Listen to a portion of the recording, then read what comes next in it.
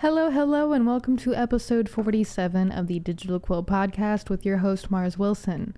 Today's episode is another one in a long series of things that I've been doing this week called niche subjects that I'm trying to do because niche subjects. Today's niche subject, I can't speak. I can't word. That's fine, right?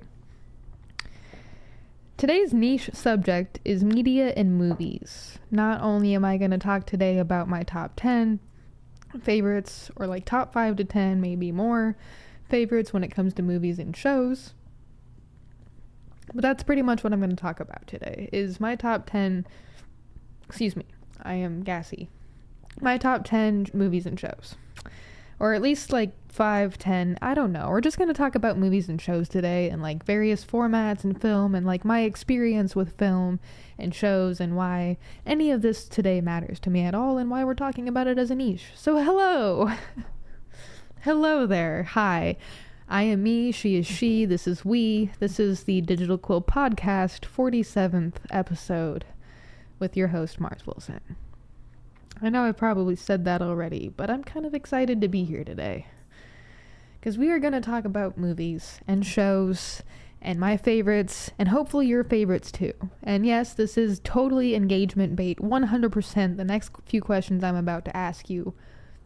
But comment, please comment your favorite movie, your favorite show, what you've seen in the past, what you want to see, your to-be watched list, your not to-be watched list, the things you'll never watch. Just comment below. You don't even have to provide context. Comment below your favorite show or movie, or a show or movie, or even better yet, if in today's episode you hear a movie or a show name that I say out loud while talking to you or at you or with you today, comment, leave an emoji if you've heard a movie or show. Like, this is engagement bait, please just comment, or like works if you've heard a movie or show that is in here. Engagement bait, please just engage, take the bait and engage. It's easy bait, you just gotta comment or like. Sorry, I'm not trying to beg for social media attention, but it will help my numbers, and it will maybe help you in the future, the long run. Yes. So let's just dive into it. Up first in movies and shows I want to talk about today is one of my favorites. Alright, it is a horror musical. I hope I grabbed your attention. If I didn't, we're gonna go over here. And go here. Can you see it? Can't see all of it, can ya? Don't Go in the Woods. Right here. This 2010 horror musical. Do not pay attention to this. Apparently, you can watch it on Tubi for free. Let's find out. You can. Young band members seclude themselves to focus on writing songs that will score them a big break, but find themselves lost in a hellish nightmare. Do any of these names sound familiar to you? Vincent D'Onofrio as the director, butter. Alright. Don't Go in the Woods is a 2010 American horror musical written and directed by Vincent D'Onofrio. The film was first shown in 2010 at single locations in the United States. It was released on video on demand on December 26, 2011, and on general theatrical release in January 2012. Now, initial release was April 16th, 2010. The director, Vincent D'Onofrio. Yep, that's right. That gentleman. Right there, everybody. Vincent D'Onofrio. The very lad who plays Mr. Fisk in Daredevil. Who's in Full Metal Jacket. Who's in The Magnificent Seven. Law and Order Criminal Intent. The Cell. Jurassic World 2015. Vincent D'Onofrio wrote and directed my favorite movie. And that actually makes the sting of not going to this Comic-Con this year in Arizona that much more stingy, because I was going to try to meet him and get him to sign a copy of Don't Go in the Woods for me. Because I cannot tell you how incredible, how much I loved Don't Go in the Woods. Growing up from ages 7 to, I want to say 14, 15, maybe even 20. I think I was about 20 when I stopped trying to seek out horror movies so much.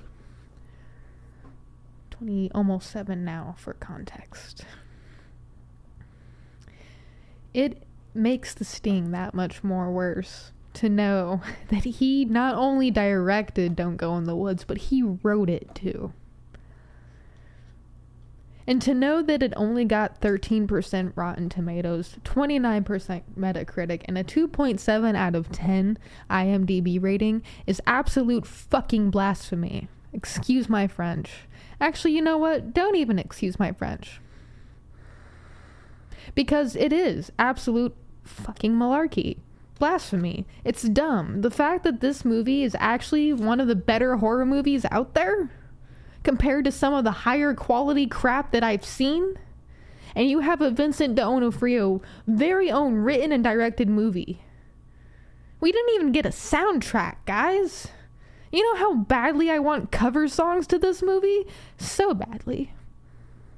I wish I was more of a musician. I'd be strumming a guitar right now instead of podcasting. But no, I'm a writer. I can't sing or dance or play music like a musician can.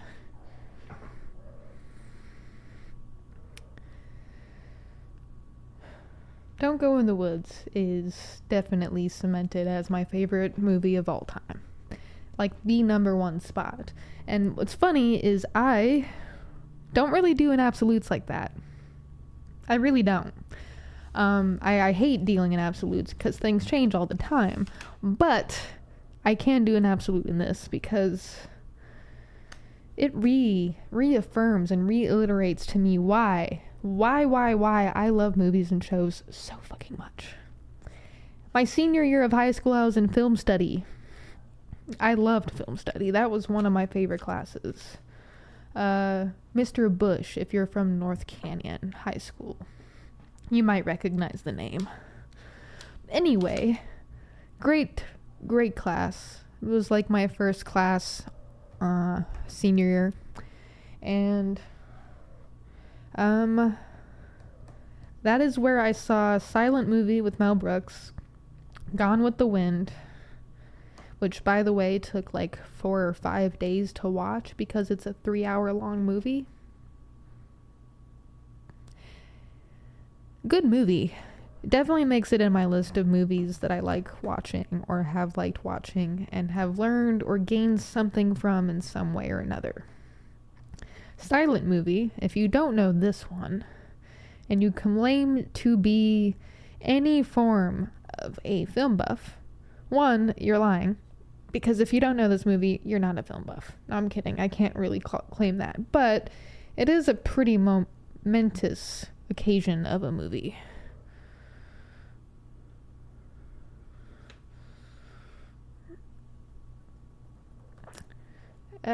Typing is hard. Don't enjoy.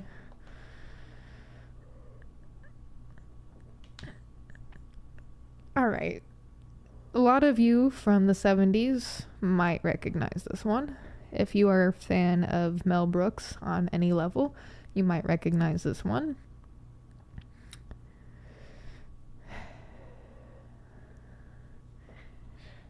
This movie also reaffirmed my various love and ideas for film. So check this out. In this, wait, one sec. Check this out. Silent movie by Mel Brooks. In this dialogue-free slapstick comedy, film director Mel Brooks travels to the ailing big picture studios to pitch his comeback film, the first feature-length silent movie in many years. Desperate for a hit, the studio chief gives Fun and his cronies, Eggs and Belle, the go-ahead, but only if they can get big celebrities to act in it.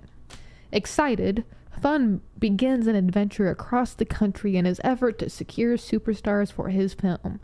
Initial release date, June 16th, 1976. Initial runtime, 1 hour and 27 with a $4 million budget. Yeah. Here are some video stills. And actually, Burt Reynolds. Holy crap, Burt Reynolds. I haven't heard that name in years. Dom DeLuise. Yeah, I need to go back and rewatch some of the movies from film study.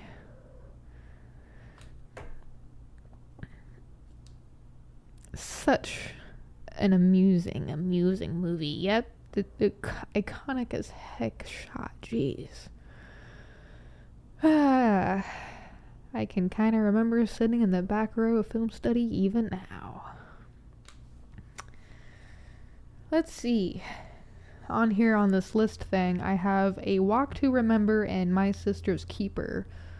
So, if you guys don't know, A Walk to Remember is a 2002 film.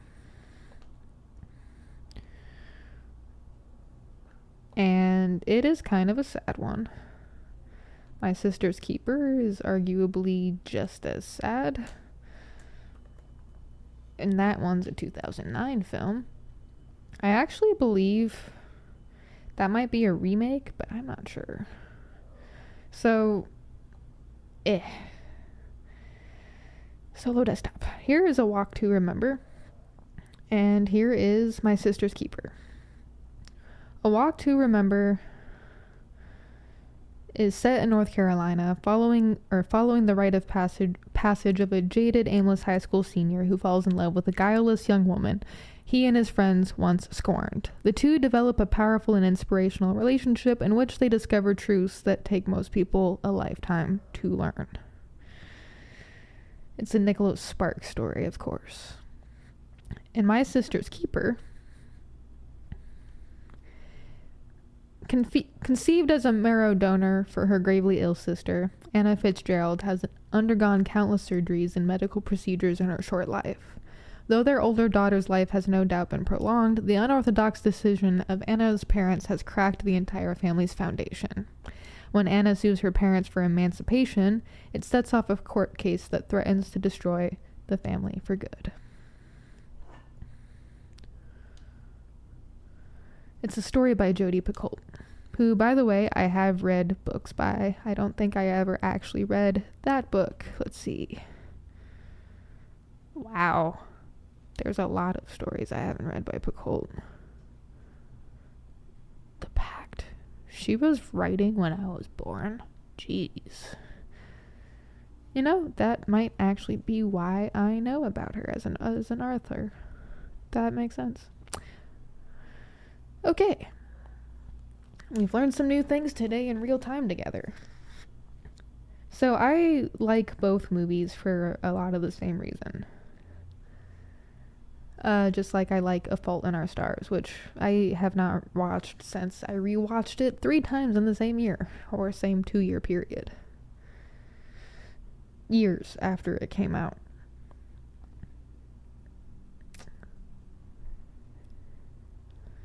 My Sister's Keeper is definitely a controversial topic, and it's actually one of the reasons or stories that I've heard in real life, which is technically another form of child abuse. Kind of, sorta. I mean, conceiving another child, specifically as a bone marrow donor is cruel. It kind of takes away from their autonomy. So that's interesting.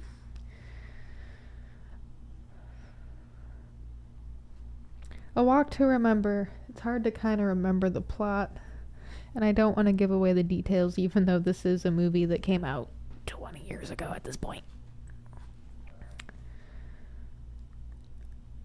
If you need to cry, if you feel like you have some unresolved grief and you need some type of media, song, show, whatever, to push you over the edge, A Walk to Remember and My Sister's Keeper are good choices.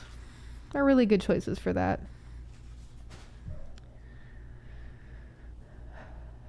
This one, speaking of controversial, the Purge series. Not the TV show series, which is kind of different than the movie series, but the Purge. I believe there's Purge, or the Purge election year, the first Purge, and there's like 2 others, if I'm not mistaken. Let me pull them up for us.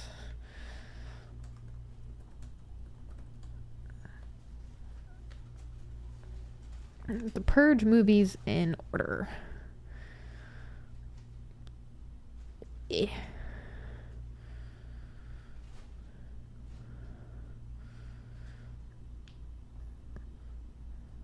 we are. It's 5 movies, and I'm gonna share my screen so you can see. Okay. There's the Purge Anarchy, the Purge Election Year, the First Purge, and the Forever Purge.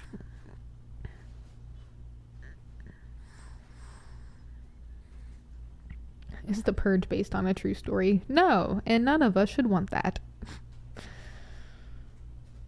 The Purge is an American anthology media franchise centered on a series of dystopian action horror films distributed by Universal Pictures and produced by Blumhouse Productions.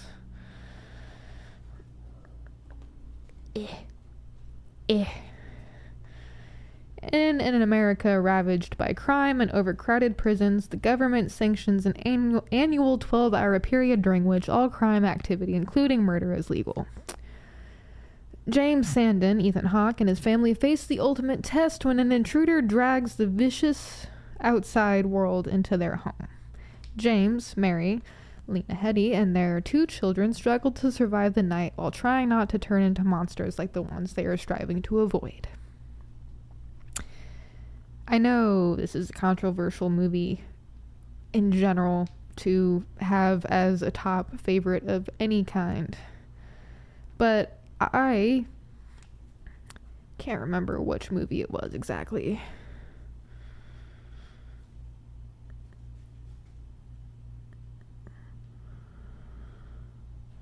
Let's see, trying to find that one movie.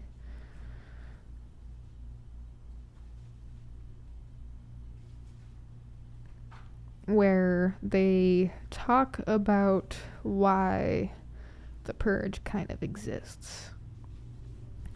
It might be this one. It might be the 3rd one. Election Year. I feel like it is this one because that actress looks very familiar as far as like the scenes I'm thinking in my head. Okay.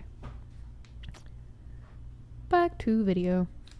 So, what I'm thinking of as far as like the Purge goes, and this is controversial as heck, but as someone, I mean, we're 47 episodes into this podcast, so you can probably gather by now that I like psychology and sociology, really any of the ologies having to study the human condition, the human brain, society as a whole, spirituality, or just anything. I like questioning things, alright? I'm sorry about that. I don't know why I'm sorry about that, but I'm sorry about that. And the Purge provides an interesting social experiment that I don't really want to see play out, because I feel like in some ways I already kind of do. 2020 was interesting. A few years ago it was interesting.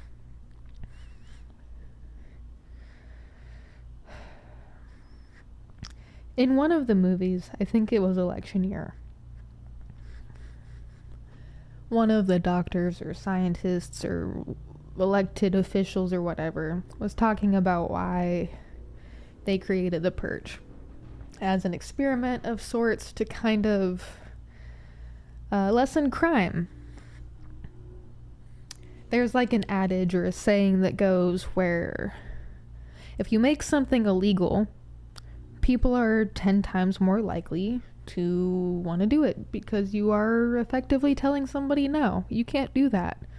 Well, rebelliousness is going to be like, well, why can't I? And they're going to want to do it anyway. If you don't know, I'm kind of referencing how the American government, as well as other governments, but mostly the American government, has legalized and delegalized, legalized and delegalized various recreational and medical uses of different substances throughout history. I'm not just talking about marijuana or cannabis. I'm talking about other things. If you know, you know.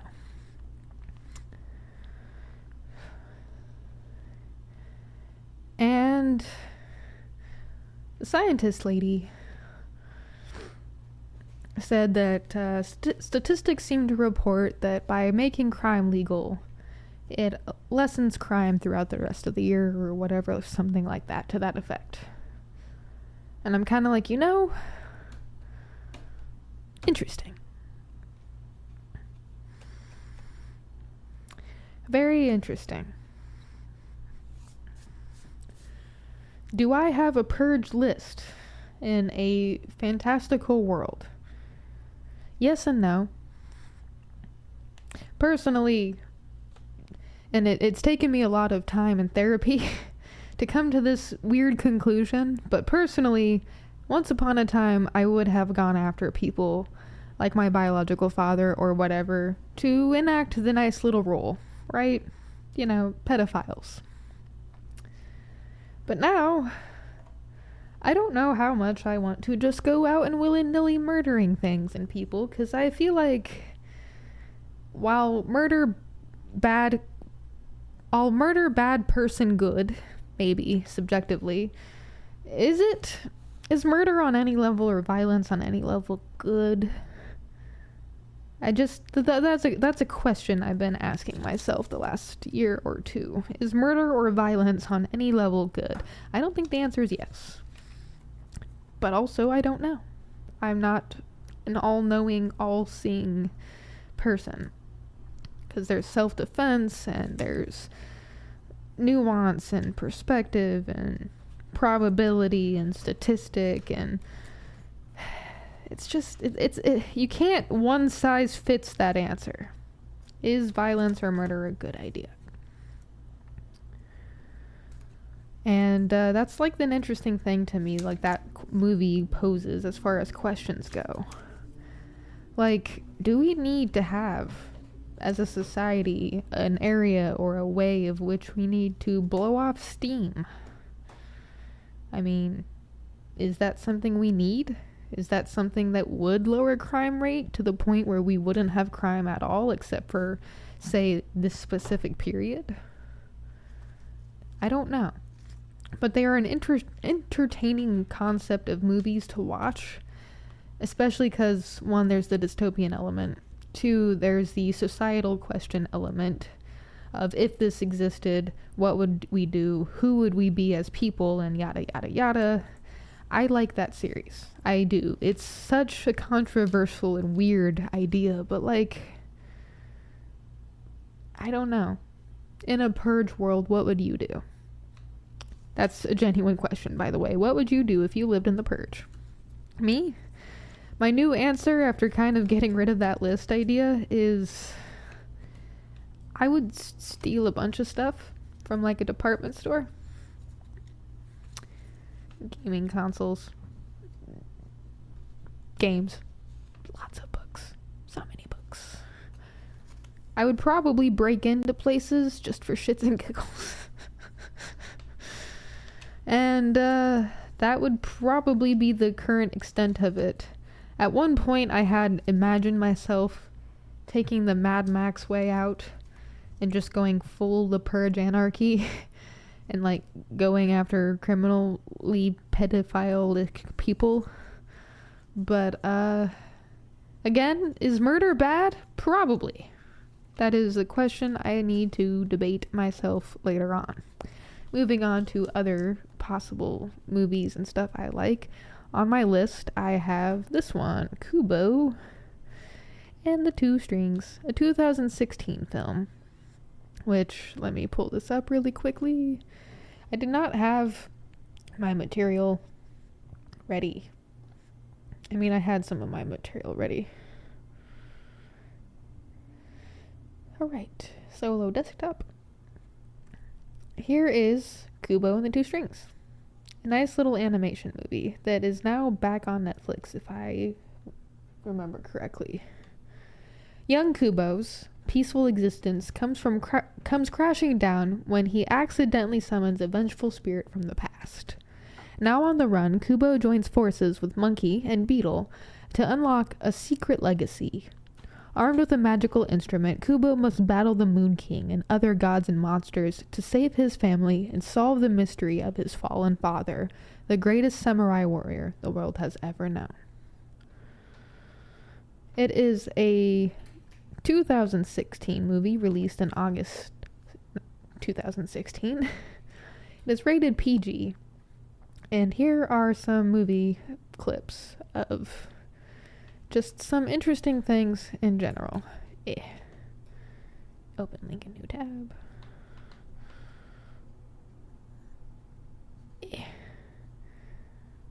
Okay.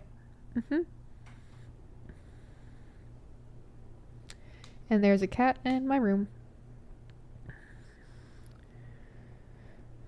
Kubo and the Two Strings. It is such a beautiful movie. Monkey, Kubo, Beetle.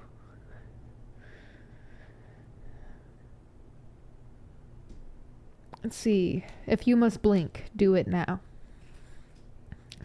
That's like, I think, the opening line of the movie. If you must blink, do it now.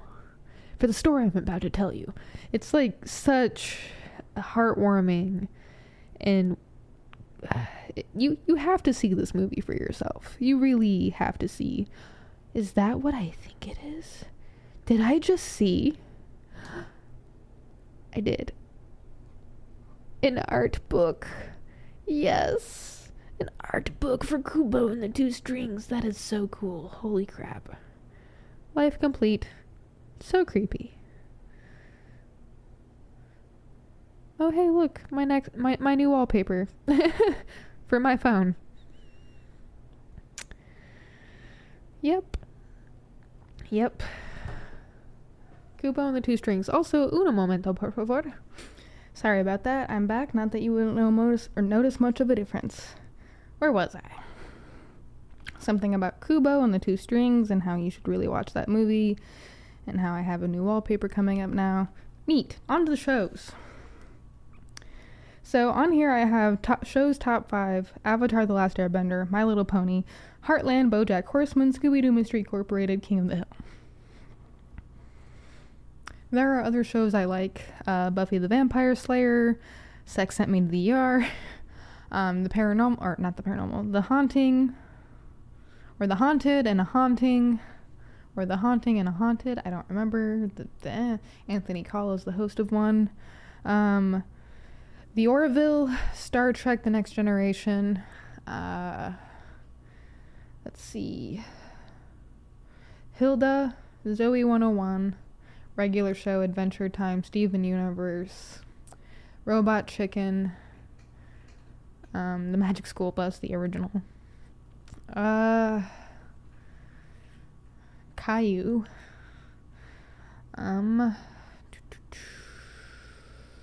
Medium, that's an interesting one. I think it's Medium, maybe. The Good Witch, I think, is a movie or a series, I don't remember. Hannah Montana, obviously, Drake and Josh, H2O, Just Add Water.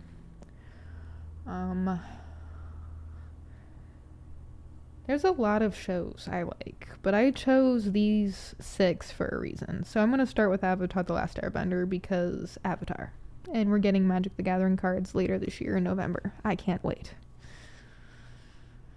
Avatar: The Last Airbender is actually one of those shows I've been watching since it came out, and it is really hard to believe that it is a 2009 show. I'm pretty sure it's a 2009 show. Let me verify that for us. Avatar: The Last Airbender. Exit.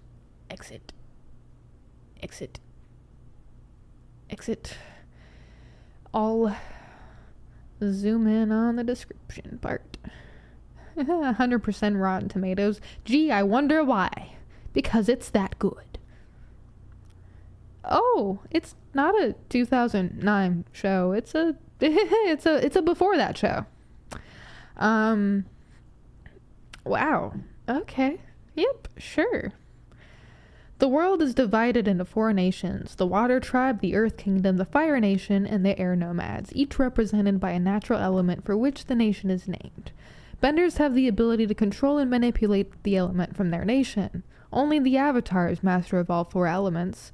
The ruthless Fire Nation wants to conquer the world, but the only Bender who has enough power, the Avatar, has disappeared. Until now. His tribe soon discovers that Aang is the long-lost Avatar. Now Katara and Sokka must safeguard Aang on his journey to master all 4 elements and save the world from the Fire Nation. The first episode date was February 21st, 2005. Wow. That means for 20 years, this has been a beloved franchise, because Legend of Korra is also one that, granted, came out much later. April 14th, 2012. Did it end in 2009 then? Because it doesn't say. That's nice. Avatar: The Last Airbender, that's actually really good. We don't talk about the live action movie. And even though technically M. Night Shyamalan does correct when he pronounces the name as Ong instead of Aang because yin and yang, it wasn't how the creators named him. So, anyway, Avatar: The Last Airbender, a momentous show. I could actually probably have an entire episode with the other people about just this show alone, because there are lessons in it, like there are in My Little Pony. There are morals and values that the reason it feels like a timeless show, like rewatching it even today, like the morals and values in it are timeless. Don't be an evil piece of shit. Simple as that. Don't be Ozai. Don't be a Fire Lord. Be more like Zuko, open to change, and getting rid of generational curses and trauma. My Little Pony, I already talked about that in an episode, and if I had a Lexion or something, I would have a video clip right here of the My Little Pony episode and why that one's momentous and matters.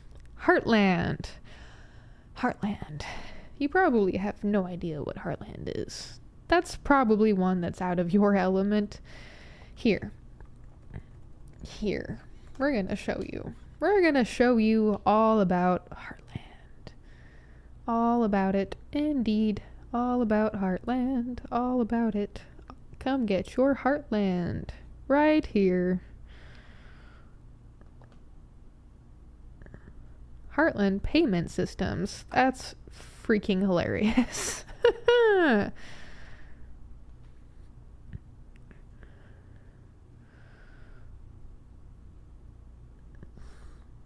So here is the movie poster for Heartland, or the show poster rather, for Heartland. That's Amy Fleming with a horse, played by Amber Marshall. A multi-generational saga set in Alberta, Canada, and centered on a family getting through life together in both happy and trying times. Here is one of the very many posters. It started in 2007, and it is still ongoing. Heartland typically refers to the Canadian family drama television series about the Fleming family and their horse ranch in Alberta, Canada. The show, which has been running since 2007, focuses on their lives, relationships, and the challenges of running the ranch, particularly Amy's work with horses. It's also the name of the ranch itself.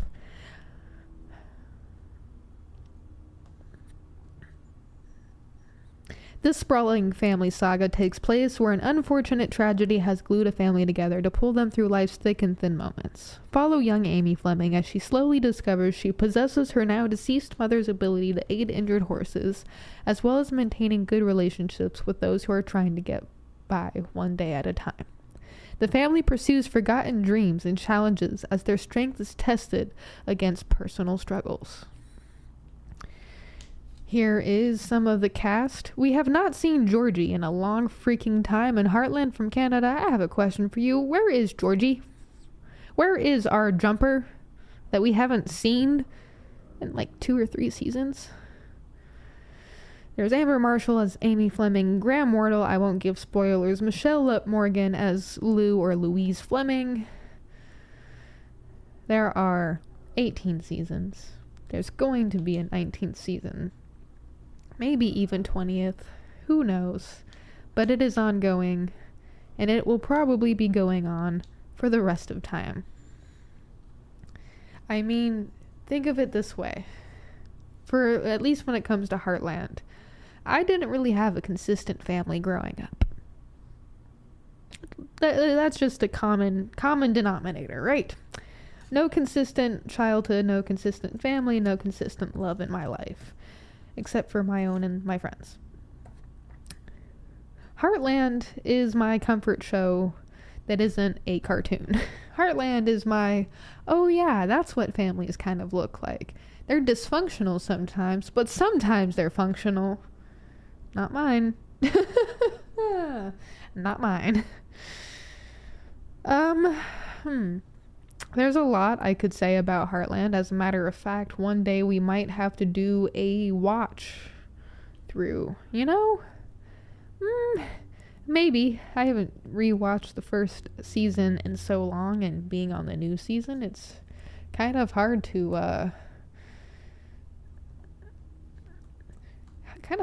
like go back in time and rewatch it that way. But I might as well. Might as well introduce people. I don't know, actually. Comment below how you would want to see a show that's been out since 2007. Would you want to watch it from the beginning on your own time? Watch it together as like a digital Quill family? See episodes that could help, or not help, but like that would be good? Just, I guess, let me know. Let me know in the comments below how you would want to be introduced to the show. Next up on my list is Mystery Incorporated. Scooby-Doo Mystery Incorporated, as a matter of fact. And I know this one's a controversial one in the Scooby Kingdom. Well, it's not that controversial, considering it is Scooby-Doo. I know a lot of people aren't the biggest fan of this one, because it's not like the 1970s Scooby-Doo or the 2000s Scooby-Doo. But it's a good Scooby-Doo for modern Scooby-Doo. I mean, guys, I know we don't really want to be listening to the reviews, but 93% of critics who absolutely hate everything that comes across them. This incarnation of the popular cartoon series finds Scooby and the gang living in Crystal Cove, a small town with a long history of ghost sightings, monster tales, and other mysteries ripe for the sleuths to solve once and for all. But the long-standing Crystal Cove residents, who bank on the town's reputation to attract tourists, are prepared to do what it takes to protect their turf. And that's an interesting one. This one aired in 2010. It is 52 episodes long. I believe it is 2 seasons. Let me see. Yes, it is 2 seasons. Here are some show clips. I know the art probably isn't everyone's favorite. Open image and new tab. I know the art probably isn't everyone's favorite. It's kind of weird. It's kind of dark.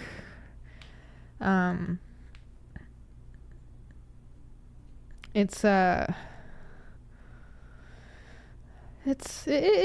not the Scooby-Doo that everyone's used to, okay? I mean, these kids almost die. Like, many, many times, all right? They almost actually die. Like, they're put in some pretty perilous life or death situations. It's glorious. I have seen every single Scooby-Doo. Every single one. Minus the Muppets one. I will not watch the Muppets one as long as I shall live. That is just not something I'll do. You guys can have it, by all means. If you like the Muppets or puppets on any level, go for it. I am taking the Markiplier route on I don't like mannequins. Well, I mean, I like mannequins-ish. I don't like puppets. Nope. Not a puppet fan. Nope. But I've seen every single Scooby-Doo. Every single one. All the movies, all the shows, all the shorts, all the clips. All of it. I am a huge Scooby-Doo fan. I am as much of a Scooby-Doo fan as I am a My Little Pony fan, alright? I have the socks, I have the pants, I have the shirts, I have the face mask. All I need is the undergarments for Scooby-Doo, and I'm set. Boxers. Underwear boxers, yes. And I know that people think of this one as a controversial Scooby-Doo one. Nowhere near as the Be Cool Scooby-Doo one, which, by the way, no. That one I've joined in on the controversy with. But, Mystery Incorporated, if you want, like, a dark, ambient, kind of like Scooby-Doo, watch this one for sure. It's a good Scooby-Doo. It's got a story to it that's ongoing. It isn't like a new episode every time. I mean, it is a new episode, like the story writing, the character development, the arcs, the canon, the non-canon, the stuff that they incorporate from prior Scooby-Doos. It's such a feast for the eyes. And if you are a fan of Scooby-Doo on any level and you haven't given this a chance, you're not actually a Scooby-Doo fan. Sorry, I don't make the rules, but that's pretty much what you're telling me, is that you're not a Scooby-Doo fan. Because Mystery Incorporated is a different universe of Mystery Inc. altogether. Right? And you'll kind of get what I mean when you watch that show.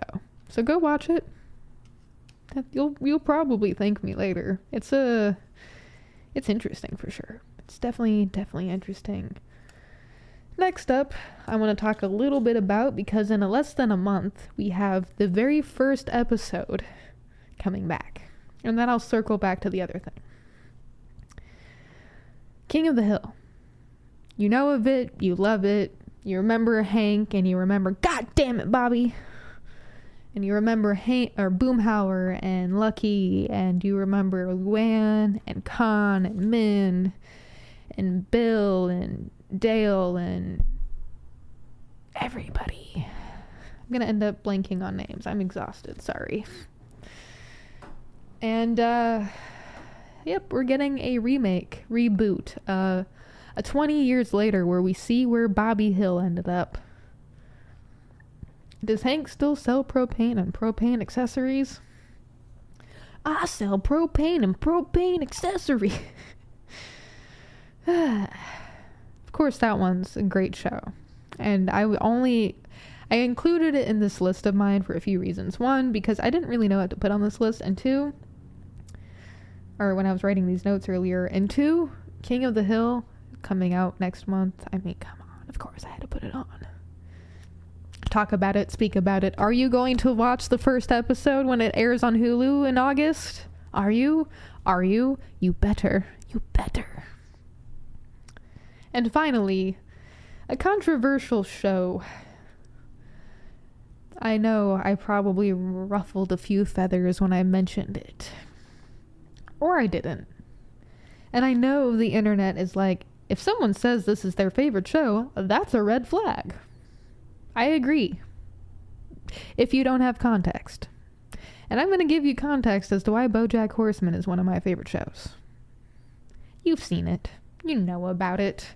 If you don't, it is a Netflix original. Starring a horse who was the star of Horsing Around, a 90s sitcom. And I know that the show has some bad reputations because some of the people in it, let's face it, just are not good people. Or I guess anamorphic animals.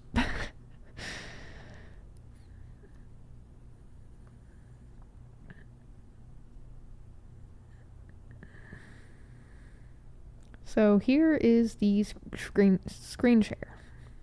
And here is BoJack Horseman. I've always kind of liked how the C in Jack is like a horseshoe. A humanoid horse, BoJack Horseman, lost in a sea of self-loathing and booze, decides it's time for a comeback. Once the star of a 90s sitcom in which he was the adoptive father of 3 orphan kids, 2 girls and a boy, the show was the hottest thing around, and suddenly was cancelled. Now 18 years later, BoJack wants to regain his dignity. With the aid of a human sidekick and a feline ex-girlfriend who is his agent, he sets out to make it happen. But Hollywood is vastly different from those days, and getting used to stuff like Twitter may take some time. This first animated series from Netflix, with plenty of references to sex, drugs, and alcohol, is not for the little ones. First episode date was August 2020, or August 22nd, 2014. Program creator is Raphael Bob Waxberg.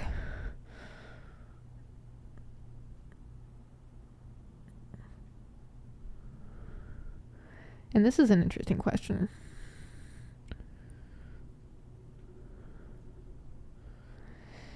As others have said, there are parallels, but the creator Raphael Bob Waxberg has been clear that the BoJack isn't based on 1 or 2 different actors. Rather, he is a character who is based on the stereotypical washed-up Hollywood celebrity, an archetype which has been around probably for as long as there has been a Hollywood.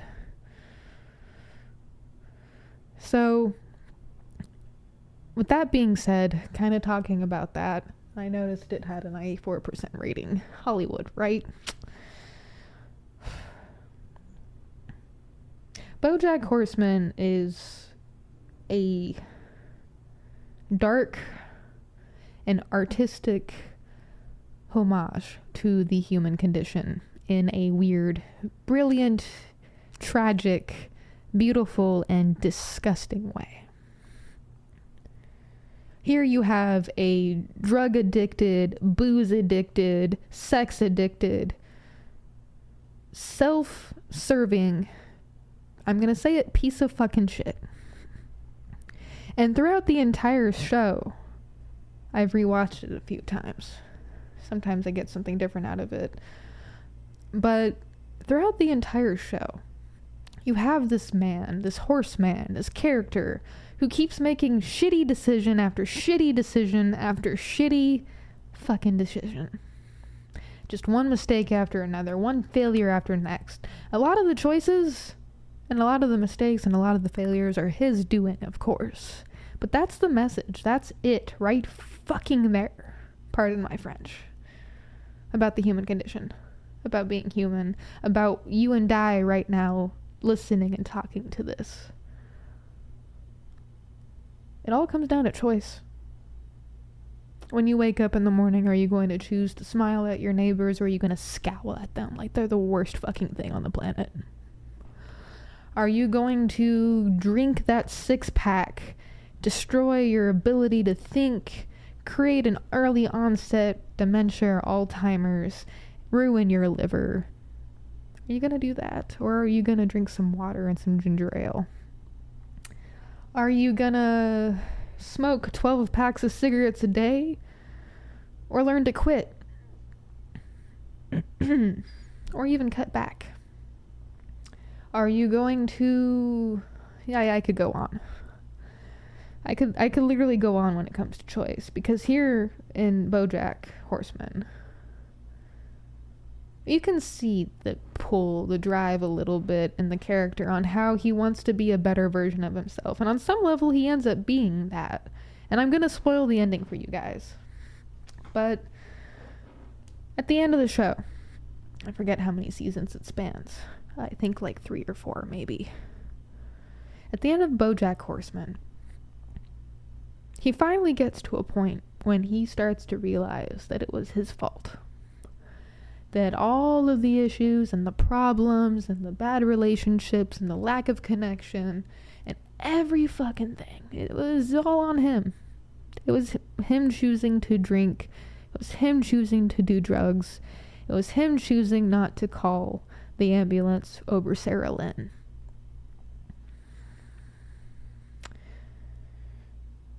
At the end of the series, BoJack gives up all of that. He stops drinking. He stops doing drugs. He cleans up. He cleans up, and it is so beautiful. Because, yeah, back in his life in Hollywood, he done fucked up. All of his relationships, all of his connections, like, he's never gonna be an actor again.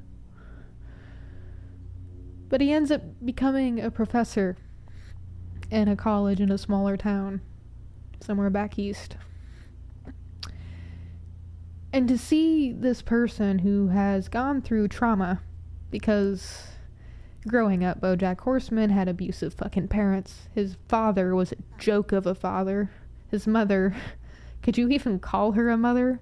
I mean, granted, she was kind of facing abuse herself. We learned that later on, but still.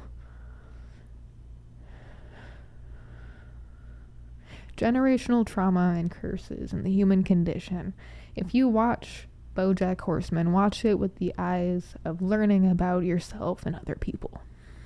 Step into the shoes of the characters and the lives that they live and the choices that they make, and you will learn something about yourself. I know that show's controversial when someone says, "It's my favorite show." You should really ask the context on why someone says it's their favorite show. It's one of my favorite shows because from start to finish, it is the beautiful, disgusting, wonderful, tragic tale of the human condition in yet a fictional yet not format. There are a handful of jokes in there that you probably won't get because they are clearly meant for Hollywood. But the lessons that you might be able to glean from it, the show itself, about how to be a better person, whether or not just for yourself or the people around you, I think that's worth it. And I think that's absolutely invaluable. So how about it, folks? In episode 47 of the Digital Quill podcast with your host, Mars Wilson, did you learn anything? Were you inspired or motivated or entertained? Have you seen any of the shows or movies mentioned, or are you watching anything currently? I just finished The Bear. Currently watching the Magic School, Magic Meshel or something like that. Recently finished Dr. Stone. Let's see. Free Run Beyond Journey's End. Dragon Ball, anybody? Let's see. I'm trying to think. The Black Phone 2 is coming out. That's gonna be awesome. Thunderbolt. But yep, nope, that was my time today. I hope you all have a great day. Thank you for tuning in to episode 47 of the Digital Cult Podcast with your host, Mars Wilson. Thank you for letting me share my time with you. Thank you for giving me your time. I hope at the end of the day I taught, inspired, motivated, or entertained you. As always, humans of Earth, keep going. Do not stop. There is light at the end of the tunnel, I assure you. We'll find it together. Or we'll create it together. Either way, keep going, humans of Earth. I will see you next time for the next episode. Bye for now. Bye.